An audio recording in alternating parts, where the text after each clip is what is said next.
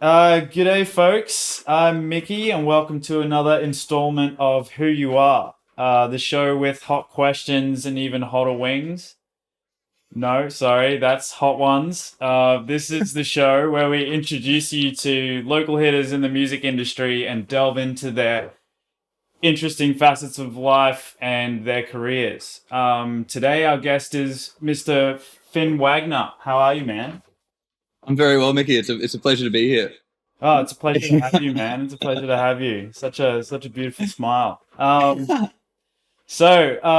Finn, you're a very active person in the Brisbane music scene, with your hand in festival and event programming alongside your own creative outlets and projects.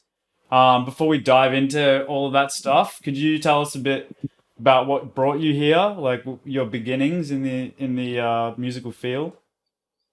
Absolutely. I was really blessed growing up to be surrounded by, first of all, like my very creative parents, and just filmmakers and artists and musicians and all kinds of people. So it felt very natural for me to, on one hand, start playing music and then also start putting on my own events very early. Yeah. Um, I cut my teeth building stages on my parents' property and running like big one day little mini festival things that Yeah. grew in size throughout high school. Had a bunch of different bands play there. Some of whom are actually still together today and doing really well. And then from there on, I worked in a recording studio in Nambour. Learned to do sound through a little live production course.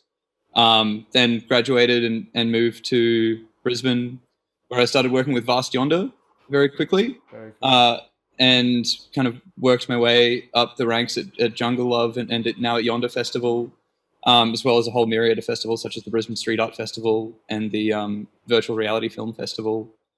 And all throughout that, playing in different bands and learning and producing my own little events, playing with cassette tapes a lot.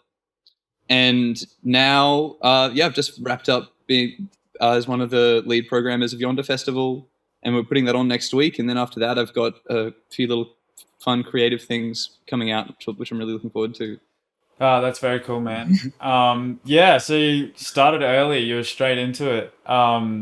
So like after like putting your own little gigs and festivals on your parents' property, was it sort of the love for those events, or like what kind of thing got you into like organizing events, and what do you love about it that draws you to it?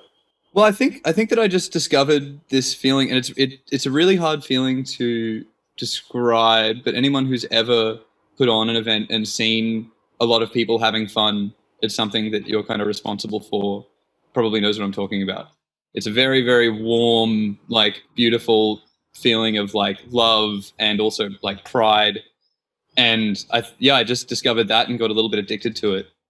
But a lot of it was also luck. Like I by chance met Lincoln Savage of Vast Yonder, and by chance started working in an internship and was able to um, quite quickly turn that feeling into a passion thing, into my actual job.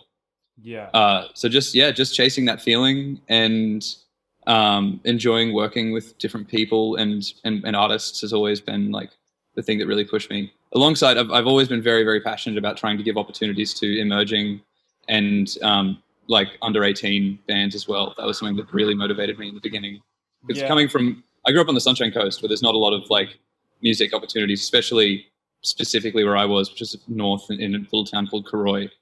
So making opportunities for myself and making opportunities for other young bands was definitely the initial driving force. Yeah, awesome. I think like there's very much to be said about like really kind of providing that standalone kind of experience, like in terms of, putting on events and festivals and stuff, and really being able to see people connect with what you've, put on, and really kind of benefit from that spiritually, or, like mentally, or however so. And I feel like Yonder in particular is very good, and Jungle Love as well. When they were still partnered. But I feel like they're very good at creating that standalone experience and really kind of separating, I guess, like, yeah, just kind of like enjoyment and connection away from like the hustle and bustle of the city. And Mm. I feel like the way that you describe your passion towards it very much intertwines with sort of the ethos of that collective. Yeah. Well, the best thing is hearing stories about what people got up to and what people did. I think Yeah. John and Yonder are very famous for like some crazy stories of what people got up to. And so I think like we call it experiential curation. That's beautiful. That's so descriptive. I yeah, know exactly what you mean. Yeah, that's incredible. It is very much like a, yeah, it's an individual experience. Sort of you shape your own kind of journey when you go there because there's so much to do. There's all these performance, visual performance acts and very just immersive artwork to really kind of, yeah, just let your inner child free, I guess. Um, so yeah, you're doing some creative stuff on your own. There's this quadraphonic experimental event that I've heard that you have a part in. Can you tell me a little bit more about that? Absolutely. I wish that it had a name right now because Yeah. we're still working towards a name. The working title at the moment is Sonic Immersia, I Ah, think. yeah. But yeah, so that's like I'm working closely with Toby and Tess on that. Well, how that came about was I've been working at this multi-art space in the city called Superordinary since the beginning of the year, and it's got a venue like on the ground floor. The second floor is all like creative office spaces, and the third floor is all artists in residence. There's about Yeah. 30 to 40 artists working from there at any given time. Um, and obviously with COVID, that brought in a lot of complications around having any kind of show. And so we weren't able to have the conservatorium like capstone performance night at the con. Yeah. So I offered the space, and you saw it briefly. We built it, built a quadraphonic setup, had 7 performers who were all so incredibly distinctly different from each other. And I think all they shared really was just a total commitment to pushing boundaries and commitment to really original work. Mm. In particular, Tessa's performance, where we projected onto the ceiling, and she had ambisonic music works playing in the quadraphonic speaker system. Really, it just felt very magical. And I think throughout COVID, in particular, there's been a lot of people really pushing the boundaries like that. And I have my own little theory where when everybody's playing venues a lot of the time, the nature of how a venue is, and just particularly venues in Brisbane, really shapes the projects and the performances that people put together. Yeah. Where everything's, every venue has a stereo sound system, every venue has a stage, it's a focal point. And so that obviously like really shapes what you want to do and what you want to create. And now that we've not had that for most of the year, there seems to be a lot of really cool stuff happening. For example, like Joseph Burgess and his crew, Unregistered Master Builder, Avaxa, heaps of people from the con have been playing with like different audio formats and speaker setups because we can. And so what we and I want to do with this event is really cultivate a culture of continuing that line of thought. The beautiful thing about the space is that it's really malleable and adaptable to whatever we want to do. Even between performances on a night, we can switch. We can put the projector somewhere else. It's just a big room. So whatever anybody wants to do with enough notice, we can do. And through that, I just want to open up opportunities to experimental artists to push their practice, try new things, and have audiences there to get inspired and then go, oh my God, we can do this. And just raise the status quo into an area of experimentation that that has been present, but I haven't seen it in person. And I think people have been somewhat disconnected from it for a while. Yeah, I feel that. I feel like there's a very sort of minimal scene for that in Australia in general. I feel like um, I think that's a really cool endeavor. I feel like so it's obviously not just aimed towards quadraphonics or anything like that. It's very much just bolstering kind of experimental performances and just trying to push boundaries in terms of how they translate their experience to audiences or so I like that very much. I think optimally, like what I want to see happen is people just even do one set that they never do again.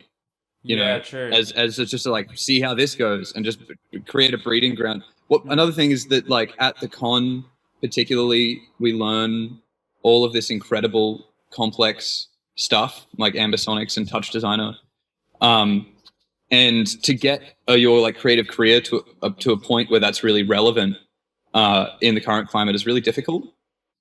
And I want to make that a little bit easier. So say that, there's third year students creating this stuff and they go, where can I play it? Right now, the answer is nowhere. Yeah. But even a couple of months, the answer might be if it, you can go and play this thing if it's good enough. Yeah, I see. Yeah, that's very cool. I think there's a lot to be said about accommodating other forms of expression in that sense. And I see what you're saying about sort of constantly being exposed to that generic like performer audience kind of vibe. Speakers at the front of house. That's it. There's a stage. It's very kind of like expected. It's very kind of predictable in some ways. And I think performance, if it's going to grow, we're going to have to explore other avenues, and for you to be able to provide that hub for that exploration is, I think, going to be very beneficial for the scene. It's very cool, man. So just going back to sort of your event organization kind of journey. So through COVID, I can imagine that was an extremely like testing period. How did you how did you approach working through that period as an organizer? I was really lucky in that I already work for Vast Yonder, the creative events agency, and I already work for Superordinary. So my initial reaction was great. I can have a year off. Yeah. And I think a lot of the people we can cut that from the no, but the people that I work for and with didn't quite have the same attitude, and I'm really grateful that they didn't, because we did some really cool stuff. So we pivoted towards live streaming.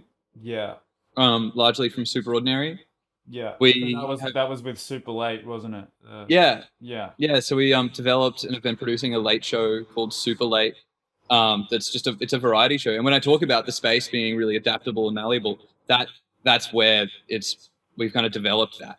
Is we have bands on, and for convenience they generally play on the stage, but they don't have to. Like Great Sage took over the whole room and kind of did an in the round thing. We've had dancers and visual artists. We have interview a lot of like creatives from around Brisbane. We had a cut and cook come on and make some tacos and DJ simultaneously. Yeah, awesome. Yeah, so taking down boundaries there, I think, really opened my mind. Learning about streaming technology was very cool. But as far as events during COVID, I've definitely been a little bit more of a follower than a leader. But that's where I learned. That's how anybody learns a lot of stuff. Yeah. So and how do you feel that period was for you as a creative in your own pursuit of expression? Honestly, it's I'm kind of as I mentioned to you before, like I'm kind of at the end of this now and coming into a bit of a new phase, because the period reminded me that I am a creative. Yeah, of course. It's something that I'd kind of lost sight of quite a bit, just by getting really caught up in work having a lot of people expecting things and relying on me, which is where I thrive as a professional. But it really eclipsed the creative side for like a number of years. And I was just so lucky to still be in my degree at the conservatorium. I had toyed with leaving for like several times, but I've always just stuck it out. And I've always struggled to really engage with a lot of the curriculum because of the amount of work I've been doing outside of uni. But this year, that work, disappeared largely, and I was able to really focus on the coursework, focus on what we were learning, and just absolutely reap the rewards for it. Like, particularly like for example, with the last assessment, the big assessment I did was produce 3 7-minute pieces in Ambisonics, all basically like surround sound, ambient noise music. And I think some other people in my course maybe struggled a little bit because they've been practicing musicians for the last couple of years and struggled to like move their creative direction into that new format. Yeah. But I, who haven't been writing or making any music, was able to go, okay, cool. Yeah, I don't have any habits. I don't have any preconceptions. I'm just going to dive completely into this. And I've been a deep, deep lover of ambient music for a long, long time. Yeah. So I was able to use a lot of those influences and go out and do some field recording that I've always wanted to do. Got really into sampling different things and developed a couple of processes that really just sparked a bit of a fire within me. Very cool. Yeah, and so that's my next big adventure, is going to be continuing on those and pursuing those and seeing where it leads me. I think it just made me realize that creating is really, really fun. Yeah. Yeah, for sure. I feel like, when you are working so hard to kind of promote and support other artists and stuff like that, it does kind of drain the creative juice out of you. And sometimes it feels like writer's block, but really you're just kind of not giving yourself that time to delve into, your own expression. So is that project, is that Abstract Human Radio? Yeah, that's Abstract Human Radio is the umbrella term. The umbrella term, okay. I guess, well, also the only term. It's hard to describe because whatever I make will be Abstract Human Radio. Okay. So to say what it actually is like trying to predict the future a little bit. Yeah. But what I do have is those.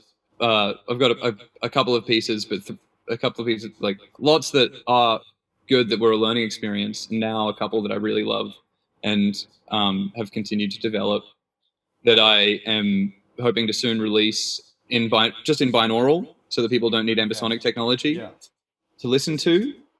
And that will be an EP called Music for Headphones. Well, it's keeping in with the trend of saying exactly what it is, Yeah, it's very canonical. Yeah, amazing. Yeah. So, do you have any more information about that project, when that will be released, or? I don't know. I could give you a date, but it would be wrong. Yeah. It'll come out. It'll come out soon. And actually, this is a big part of my process. A lot of the time is creating a bit of a future truth, where I say like, I'm going to release it. And then enough people are expecting it that I sit and I go, fuck, all right, now I actually. Yeah. Yeah. You have to create the anticipation to drive the to give you that momentum to really pull it off. Yeah, but I've been sending it to some people that I really value and respect the opinions of, and sending it as links to YouTube, because on YouTube you can have 360 video, so people can like move around the oral space. Okay, so it's also a visual project as well. Not that EP. I've just got like just random photos. Okay, I see. To get onto YouTube. But I've also been increasingly interested in using Touch Designer and a couple of other softwares for visual creation, which will be a part of Abstract Human Radio, especially like in live sets. At the con performance night, I did the first Abstract Human Radio performance, which was an all modular track that was triggering visuals, and the visuals were reacting. And so yeah, moving into that like AV kind of boundaryless terrain is the idea of the project. Yeah, cool. Cool. So you were talking about how you were really kind of refining certain types of processes and processes that you fell in love with. Can you tell us more about the process behind Abstract Human Radio?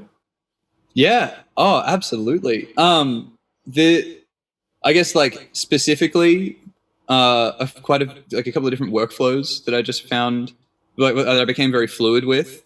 And those might be a bit boring to go into, but largely it's about like always having my field recorder on me, recording things, finding them, going and searching for sounds, and then using either Contact or the Reaper sampler to toy with those, and then moving everything into an ambisonic space where I use convolution reverbs to push things forward and back. Yeah. Okay.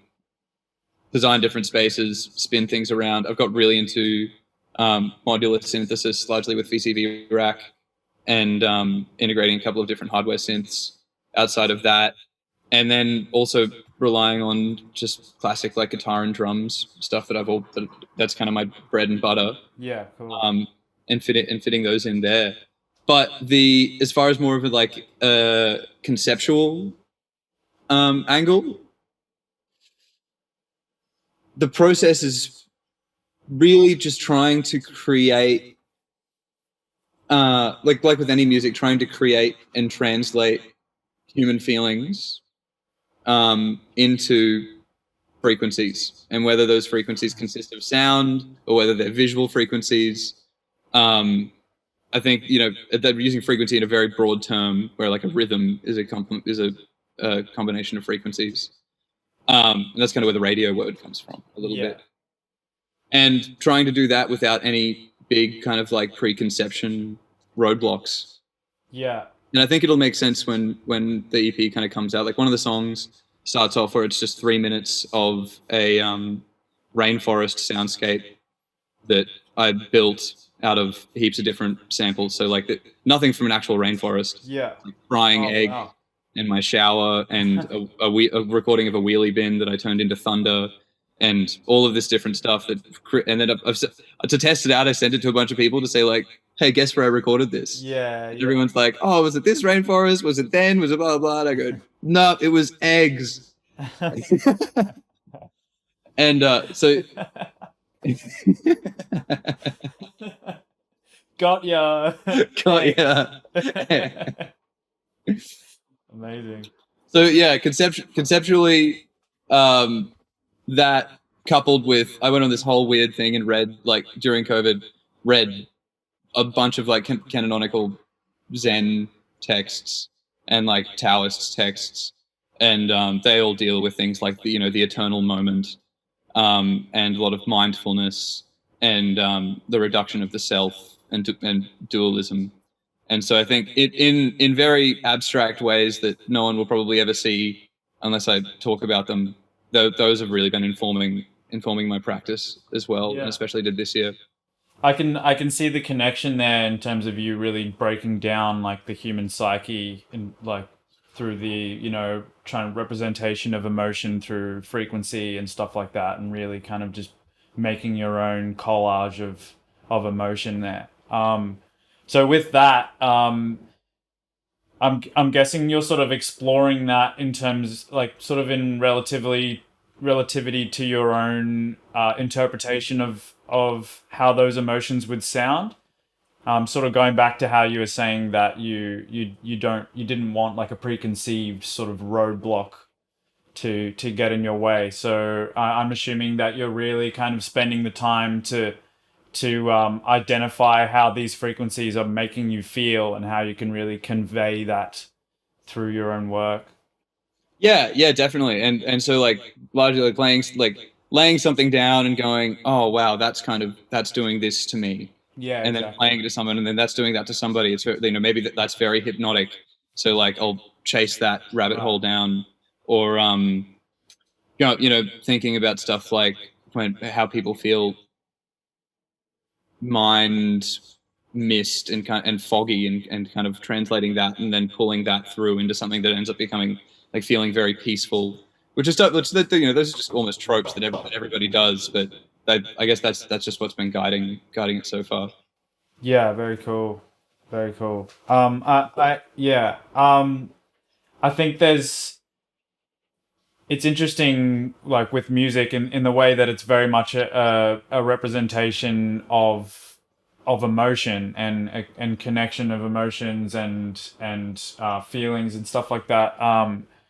But I think there's something to be said about how kind of original your approach is, and very much like you're kind of blocking yourself off to, I guess, the noise that or I guess like the generic idea of how things are meant to be, which is interesting because I think it might also take you down those paths because a lot of these frequencies are doing a lot of the same things to a lot of people. You know what I mean? A lot of them people connect with things in very similar ways, and I think kind of your exploration of that is very interesting, and also could yeah, it's almost as if it's like an experiment. You know, like I think that's very cool. Thank you. No. Yeah, it is. Actually, can I tell a quick thing, like Go for it. how when I started getting interested in modular synthesis, which is something I've never ever touched before. Like my whole musical background is guitars and drums. Yeah. Um, I would just have a patch playing like a generative patch going, and be that like this particular one was just for chilling out. And so I had it going, and we were having some beers and chilling in the living room, and then I would feel that maybe some things that the patch were doing were kind of putting a couple of people on edge and putting myself on edge. So I'd go in and make it so the patch wouldn't do that anymore and do something else instead. And then go out, and then we'd be chilling again, and then the patch would kind of do something else, and I go, oh, that wasn't quite right, and go in and tune it down a little bit. And we played it for like 6 hours, Yeah. and Okay. no one ever asked me to turn it off. And so that's an example of kind of the workflow there. Yeah. Well, yeah. I mean, in that sense, like, yeah, in that sense, it's very much kind of an experiment there. Like you're really testing out how these things are reacting with, well, how people are reacting to these prompts. I think um there's not you don't really hear much about this kind of work. You know what I mean? It's very much kind of like a mirror of I guess the connectivity of our minds and the way that we process information and how we're all very human. Abstract Mm. human radio. It all very much rolls in with that. I think you're going to be doing some cool stuff. I'm very excited for that. Oh, thanks, Mickey. Nah, all good, man. So yeah, in terms of yeah, I guess like we are sort of coming to the end of the chat here. But I think sort of to close this out, do you have anybody in the scene at the moment that you're very excited about? Yeah, I mentioned them earlier, and I've mentioned Joseph in some other interviews. Yeah. But yeah, unregistered master builder is something that's really, his whole thing is really exciting. I haven't met him yet, but he's playing Yonder. I've got him on board for that, and I've been a big fan of him from afar. Um, and like Ambisonics is almost like a bit of a cult in Brisbane. Yeah. Okay.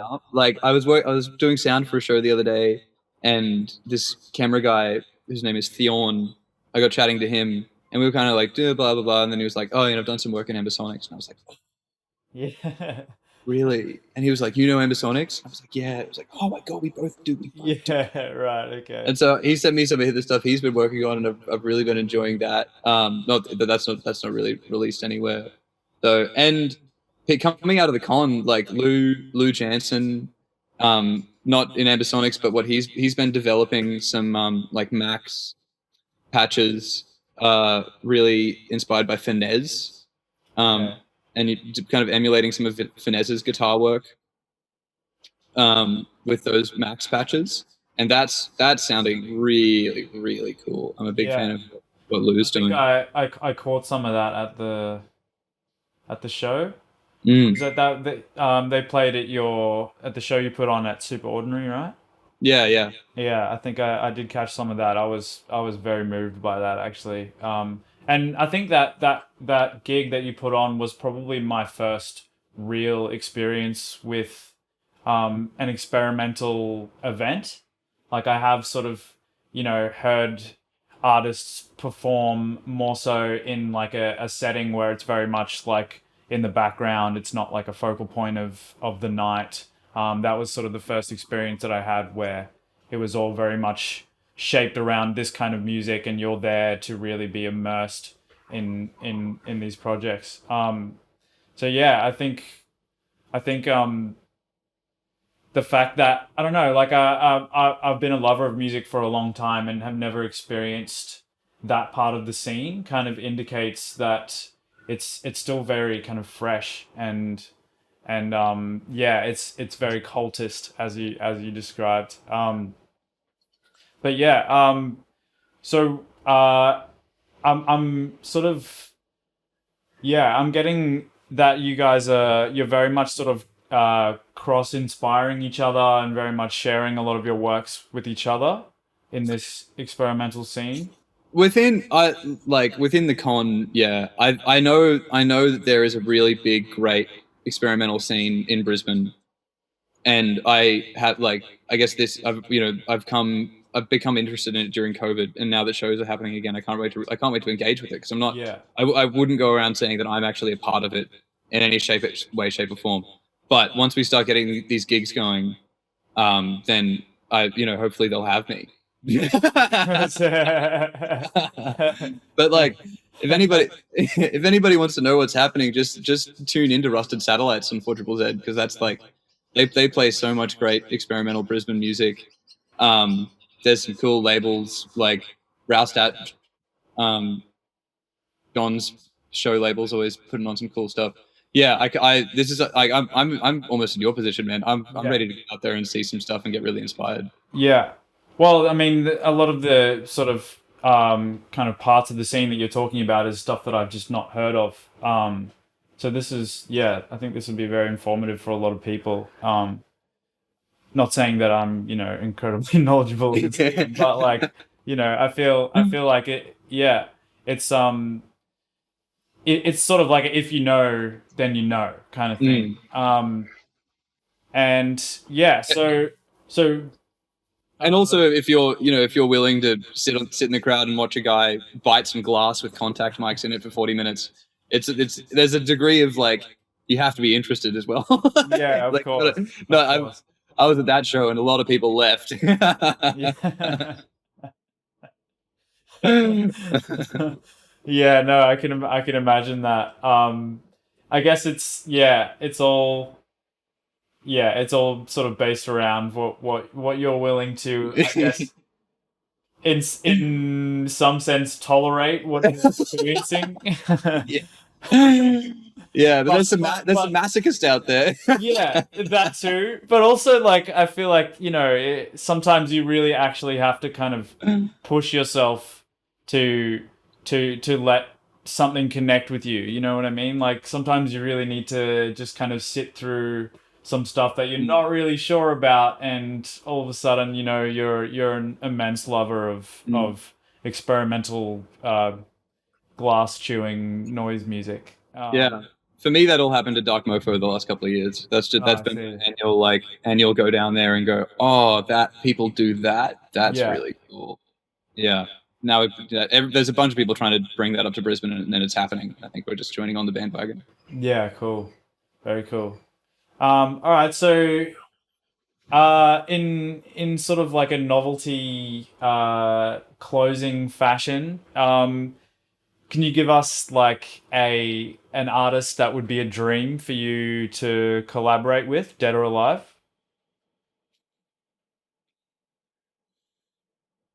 or just work with? Yeah. Maybe Oh, like Laraji. Laraji. Yeah, Indian harp player who's worked with Brian Eno. Ah, okay. Yeah. Yeah, and Mers. Anything that he's on is just like anything he touches turns to gold. It's really fantastic. Yeah, I Um, see. and then like probably John Hassel or something as well. Yeah. So what work did he collaborate with Brian on? Oh, you got to listen to it. It's so good. It's an album called Meditations. Okay. And it's kind of like a cousin of Eno's ambient series. Yeah. Got really similar album art, similar concepts, similar time. Yeah. But I think it's not a lot of people are really aware of it as part of the ambient series. Then works a lot with sort of generative, like self-generative kind of music and stuff like that. In those ambient works, right? Yeah. Is meditation sort of like an extension of that process, you think? No, but Meditations it's pretty much all very based on Laraji's harp playing. Oh wow, okay. Yeah, but and I actually I have spoken to some older techs about like how did he get that, and it's just lots and lots and lots of layers of Laraji's harps Right. doing crazy things. Like it sounds like rain in some places when it has this wild energy to it. And yeah, so that's that album. That's what that sounds like. Yeah. Not a lot of electronic stuff going on other than some atmospherics, but just long form, beautiful, chaotic harp. Yeah, yeah, true. Yeah, okay, well, I've definitely just added that to my list. Thanks for sharing that. Cheers for joining us, Finn. It's been a pleasure chatting with you. Don't burn yourself out, for God's sake. We need you. We need people like you in this industry. You know, you're fostering our scene. Fostering the growth of our scene, and yeah. Thank you for all that you're doing. And yeah, looking forward to the release of Abstract Human Radio, and yeah, very very keen for Yonder Festival. I'm gonna be critiquing your programming with the fun. No, thank you, man. Yeah, I guess we'll see you again. My absolute pleasure, Mickey. Thanks for having me on. This has been really fun. Yeah. Cheers, I'll bro. Thanks.